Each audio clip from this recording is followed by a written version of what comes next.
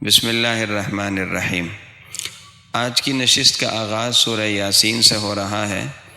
اللہ تعالیٰ نے اس صورت میں قرآن کریم کی قسم کھا کر اپنے نبی کی رسالت کا اعلان کیا ہے، اور قسم کھائی کہ آپ سچے رسول ہیں، اور آپ کو بھیجا اس لیے گیا کہ لوگوں کو ڈرائیں اور آخرت کے جو دن ہیں اس کی طرف متوجہ کریں، اللہ کی عبادت پر لائیں۔ اس کے بعد یہ بتایا کہ اس قرآن سے نصیحت کون حاصل کرتا ہے، نبی کی باتوں سے کون فائدہ اٹھاتا ہے؟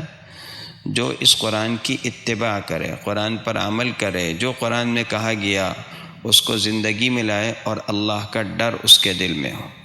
پھر 3 رسولوں کا واقعہ بیان کیا گیا۔ قرآن کہتا ہے یہ مرسلون تھے، رسول اللہ کی طرف سے بھیجے گئے تھے، اور بعض حضرات نے کہا کہ یہ حضرت عیسیٰ علیہ السلام کے حواری تھے، باقاعدہ صاحب شریعت رسول نہیں تھے، کیونکہ ایک قول پر یہ واقعہ حضرت عیسیٰ علیہ السلام کے بعد کا ہے، حضور صلی اللہ علیہ وسلم کی تشریف آوری سے پہلے کا۔ اور لکھا ہے کہ یہ بستی انطاکیہ تھی، پہلے 2 آئے، انہوں نے قوم کو دعوت دی مگر قوم نہ مانی، تو اللہ نے تیسرے کو بھیجا، قوم نے تینوں کی باتوں کا انکار کیا۔ پھر حبیب نجار کا واقعہ اس ضمن میں آیا ہے، یہ بڑھئی کا کام کرتے تھے، نبیوں کی دعوت پر یہ حضرت عیسیٰ علیہ السلام کے حواریین، ان کے شاگردوں کی دعوت پر ایمان لے آئے تھے۔ جب انہوں نے یہ حال سنا کہ بستی والے نبیوں کا اس طرح مذاق اڑاتے ہیں، ان کی بات ماننے کو تیار نہیں، تو بڑی ہمدردی سے ان کو سمجھایا کہ دیکھو ان کی بات مان لو، فائدے میں رہو گے، ان کا کوئی مفاد تم سے نہیں ہے اور یہ ہدایت پر ہیں۔ مگر قوم نے ان کو شہید کیا۔ قرآن کہتا ہے ان کو فوراً جنت میں داخل کر دیا گیا۔ حدیث سے معلوم ہوتا ہے کہ شہید کو مرتے ہی اس کی روح کو جنت میں داخل کر دیا جاتا ہے۔ اللہ کی طرف سے جب جنت میں ان کو داخلہ ملا، اس کی خوشخبری ملی، تو کہنے لگے یا لیت قومی یعلمون بما غفر لی ربی وجعلنی من المقربین۔ ہائے اللہ نے مجھ پر جو نعمتیں نچھاور کی ہیں، کاش قوم کو یہ پتہ چل جائے۔ اس کے بعد اللہ کہتے ہیں جب قوم کی سرکشی میں اضافہ ہوا تو اللہ نے ان کو ہلاک کیا، اور اللہ کو اس کے لیے کوئی بڑا لشکر اتارنا نہیں پڑا۔ ایک فرشتے نے صرف چیخ ماری، پوری بستی کے کلیجے پھٹ گئے، بستی والے تباہ اور برباد ہو گئے۔ اللہ تعالیٰ اس کے بعد اپنی قدرت کی نشانیاں بیان کر رہے ہیں جو اس آسمان و زمین میں ہیں، جن کو دلائل آفاقی کہتے ہیں، یہ آیات تکوینیہ۔ فرمایا مردہ زمین اللہ کی قدرت کی نشانی، کس طرح زمین کو بارش سے اللہ زندہ کرتے ہیں، اس سے غلہ نکلتا ہے، اس میں باغات ہیں، نہریں ہیں، چشمے بہہ رہے ہیں۔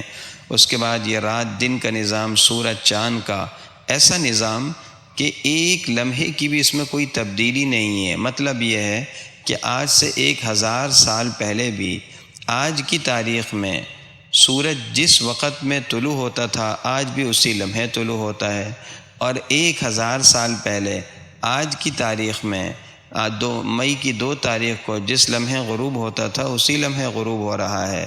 دنیا میں چھوٹے چھوٹے پروجیکٹ بھی تھوڑے وقت کے بعد فیل ہو جاتے ہیں۔ اللہ کا یہ نظام مضبوط ہے۔ پھر قرآن بتاتا ہے قیامت کے دن جنتی نعمتوں میں ہوں گے، یعنی میدان محشر ہی میں مزے اڑا رہے ہوں گے، پھر جنت میں ان کو داخل کر دیا جائے گا، اور اللہ کی طرف سے ان پر سلامتی ہوگی۔ گناہگاروں کو کہہ دیا جائے گا تم الگ ہو جاؤ، آج ہم تمہارا حساب لیں گے، تمہیں دنیا میں کہا گیا تھا کہ شیطان کا کہنا نہ ماننا۔ پھر قرآن کہتا ہے الیوم نختم علی افواہہم، جب کافر جھوٹ بکیں گے، شرک کا انکار کریں گے، قرآن کہتا ہے ان کے منہ پر مہر لگ جائے گی، منہ بند۔ اب ہاتھ پاؤں کو گویائی ملے گی، ہاتھ پاؤں بولیں گے۔ دوسری جگہ قرآن میں وہ تعجب سے اپنے اعضاء سے مخاطب ہو کر کہیں گے ارے ہم تمہیں کو تو دوزخ کی آگ سے بچا رہے تھے، تم ہمارے خلاف کیسے گواہی دے رہے ہو؟ وہ کہیں گے اللہ نے ہمیں گویائی دی ہے، اس لیے ہم بولنے پر مجبور ہے۔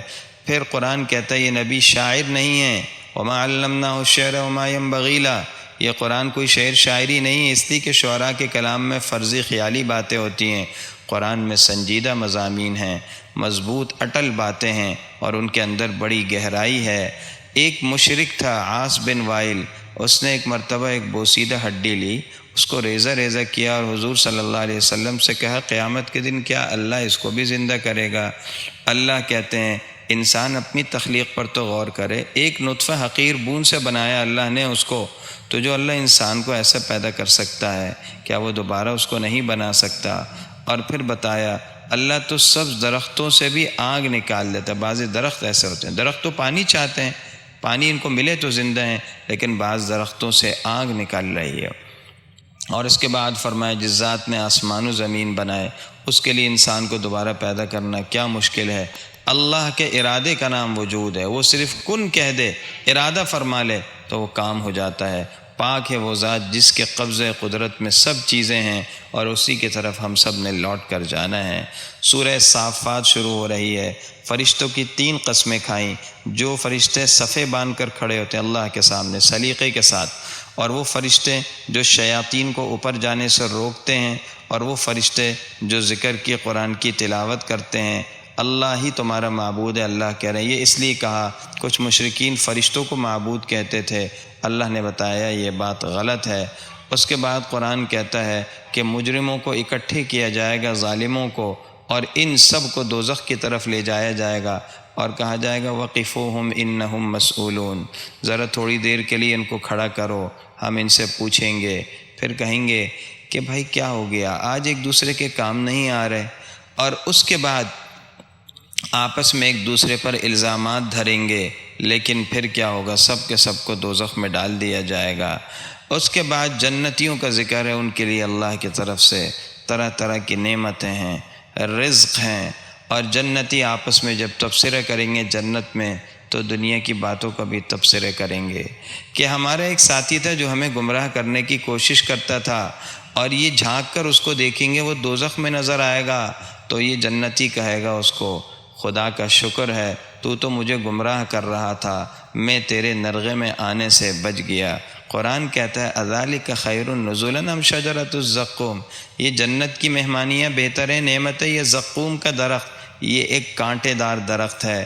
قرآن کہتا ہے یہ ظالموں کے لیے فتنہ آزمائش ہے۔ جب قرآن نے کہا یہ زقوم دوزخ میں ہوگا، کہنے لگے جی زقوم تو میٹھی چیز ہوتی ہے، کھجور مکھن اسے کہتے ہیں، ہم کھائیں گے۔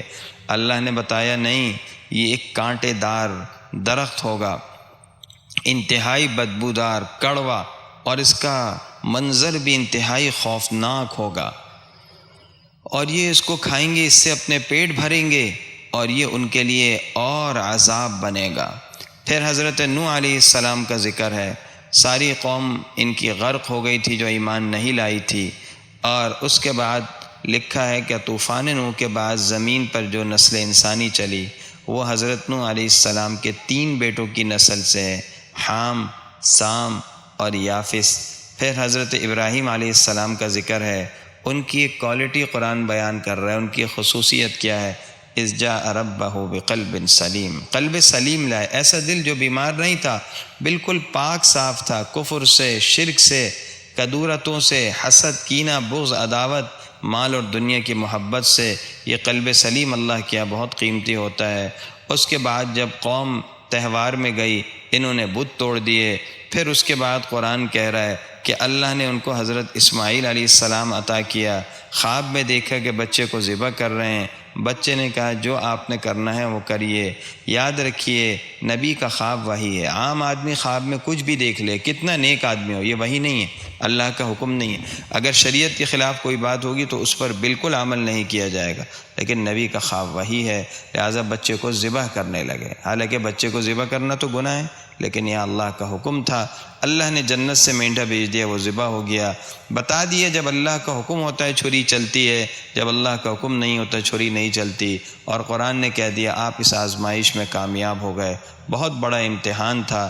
ہمارے لیے سبق ہے کہ جب تک ہم اللہ کی راہ میں اپنا مال، اپنی اولاد، اپنی عزت، اپنی صلاحیت، اپنا گھر بار اور اپنا کاروبار قربان کرنے کا جذبہ نہیں رکھیں گے، اس وقت تک پورے مومن نہیں ہو سکتے۔ حضرت یونس علیہ السلام کا تذکرہ ہے، قوم کو اللہ کے حکم سے بتایا 3 دن بعد عذاب آئے گا، اور یہ سوچ کر کہ اب 3 دن بعد عذاب آنا ہے اس بستی سے روانہ ہو گئے۔ وہاں قوم نے توبہ کر لی، عذاب ٹل گیا، آپ کشتی میں سوار ہوئے، کشتی بھنور میں پھنسی، قرآن اندازی میں آپ کا نام آیا، آپ کو ڈالا گیا پانی میں، مچھلی نے منہ میں لے لیا۔ پھر جب وظیفہ کیا لا الہ الا انت سبحانک انی کنت من الظالمین، تو اللہ تعالی نے ان کو نجات دی۔ یاد رکھیے وظیفے اس وقت بھی کام آتے ہیں جب کوئی ڈاکٹر، کوئی دوا، کوئی دنیاوی تدبیر نہیں کام آتی، مگر دو باتیں یاد رکھیے۔ ایک یہ کہ سب سے بڑا وظیفہ، سب سے اہم وہی ہے جو قرآن اور حدیث میں ہو۔ سب سے زیادہ تاثیر مسنون اور جو ہیں مأثور وظائف اور دعاؤں میں ہے جو قرآن و حدیث میں آئے۔ دوسری بات ہے کہ وظائف تب کام کرتے ہیں جب اس کو دل کی گہرائی کے ساتھ کیا جائے، یقین کے ساتھ کیا جائے۔ آخر میں اللہ فرماتے ہیں سبحان ربک رب العزت عما یصفون، اللہ پاک ہیں ان چیزوں سے جو یہ گھڑ رہے ہیں۔ اللہ کے لیے بیٹیاں کہتے ہیں فرشتوں کو، کبھی شرک کرتے ہیں، بتوں کو خدا کا برابر کہتے ہیں۔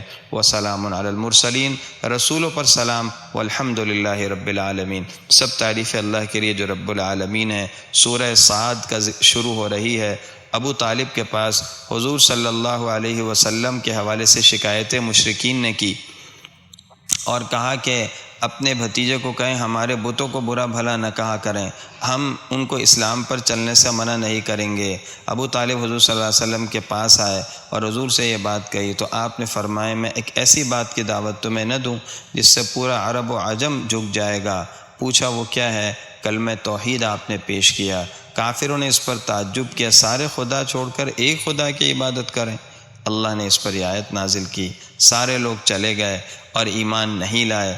اس کے بعد حضرت داؤد علیہ السلام کا واقعہ بیان کیا۔ فرشتے، اصل میں یہ فرشتے تھے جو انسانی شکل میں آئے تھے، دیوار پھلانگ کر آئے۔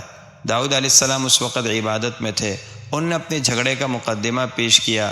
حضرت داؤد علیہ السلام نے فیصلہ کیا، لیکن پھر خیال آیا کہ مجھ سے کوئی لغزش ہوئی ہے جس پر مجھے تنبیہ کی گئی ہے۔